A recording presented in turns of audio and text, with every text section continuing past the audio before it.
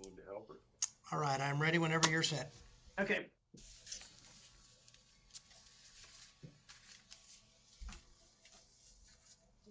Wire. So, the end of the table, Right here. going to the judge. Right here? It's everything. It's not zero. Kimberly Marie McCormack. All right, give me a moment. Get in here. I don't know if I'm standing or sitting. Yeah, you're fine. Just stay right there. I have a backpack. Can't stand for long. All right, ma'am. Your address is still on Camino Real, That is correct, sir.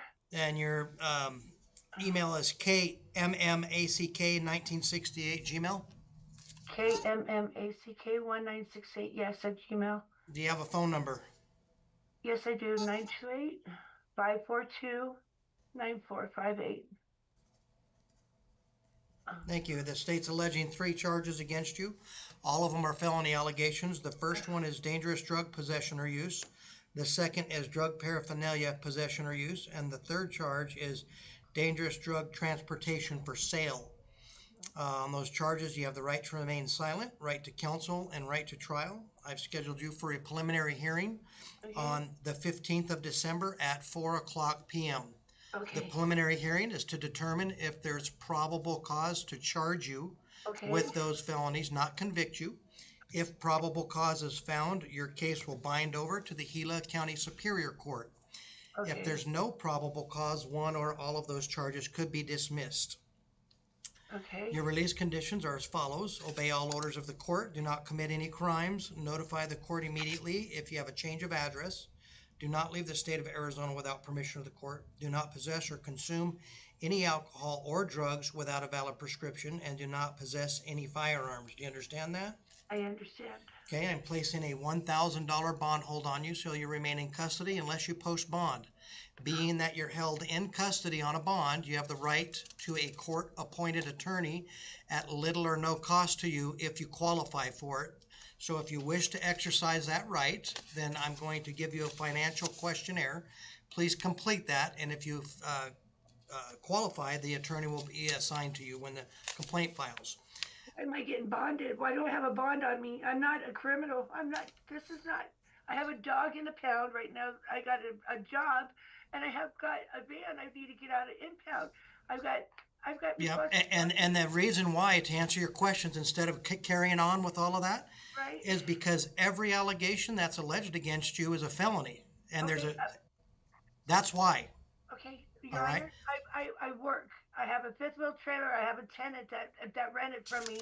It's stuck in Pine right now. I've got to get that out of this forest. I've got responsibilities. Okay, and you also have allegations of committing a crime. So, ma'am, don't talk over me. Listen, it's $1,000. It should be $10,000. So I left it very reachable for the bond. This is to guarantee your appearance. Okay. I don't know who knows who I'm in jail. I don't think nobody knows I'm in jail. My friends or family. Okay, so if you would like to, when we're done here and the detention has a moment to allow you to use a phone call, think about who you can call to see if you want to post that $1,000. Okay. So, and then they'll allow you to use the phone at their convenience. Now, let me explain one more portion of this to you. Being that you're held in custody on the complaint, the county attorney must file a complaint against you within 48 hours. It's business hours, so not counting weekends and holidays. If they don't file that complaint within 48 hours, you'll be released on your own recognizance and not have to post that bail. Do you understand that? Okay, is that yes? Okay, do you have any questions? Okay, that's all I have. That'll be all. Go back. To the right.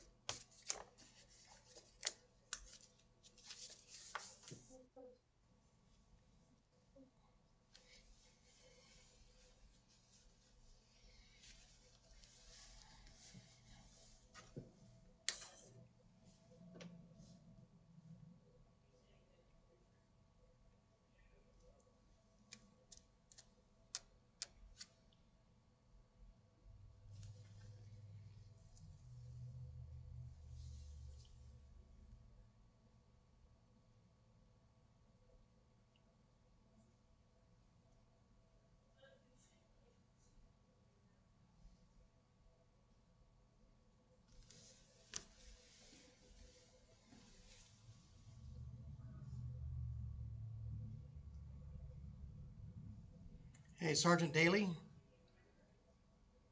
Yes, sir. I'm gonna give you a phone call with some information when we're done here, so are you around the rest of the afternoon? I'm here till 1600, sir. Okay, yeah, I'll make sure I call you before then. Okay, all Okay. right.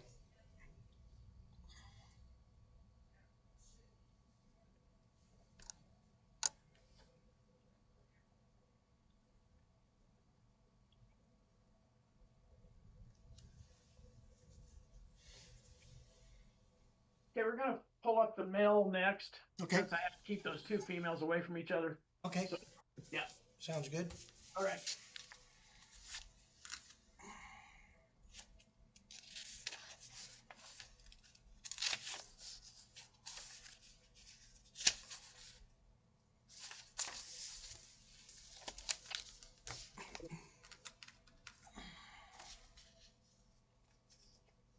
Well, up here at the end of the table, state your full name for the judge. Right here, sir.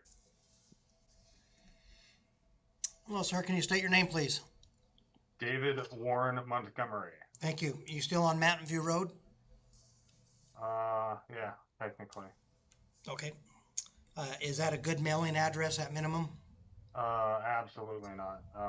I've got my PO box still. Okay, could I get that? It's PO Box 2289, Pine, Arizona. Okay, 85544? Yeah. Okay, thank you. Should I cross out that physical address or is it still working? Yeah, that's not working out. Actually, even staying out of trouble, I'll probably end up seeing you over that property. Okay. Because I had somebody break into my camper and steal a lot of very expensive things. Okay, how about an email address for you? It's nativedave85@gmail.com.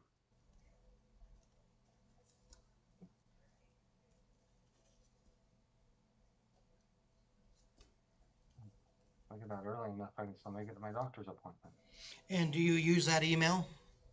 Yes. Okay, so we might correspond. The court may, if we have any information or documents or anything that we have to send to you, we'll use that email address. I'll make that a priority. Okay. All right, your phone number ends in 4232? Yes, sir. All right, so the state is alleging a DUI violation, a misdemeanor violation against you. On that charge, you have the right to remain silent, right to counsel, and right to trial.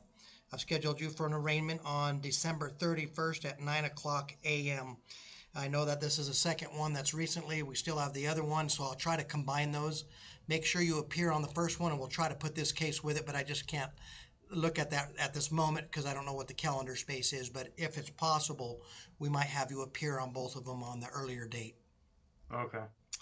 That will be for an arraignment. You'll need to be prepared to plead to both of them, either guilty, not guilty, or no contest. Depending on how you plead will be what happens next with the court proceedings, and those options will be explained to you before you give your plea, as well as the penalty range, both the mandatory minimum for DUIs and the maximum potential penalty range. Your release conditions are as follows: obey all orders of the court, do not commit any crimes, notify the court immediately of any address change, do not leave the state of Arizona without permission of the court, and do not consume or possess any alcohol or drugs without a valid prescription.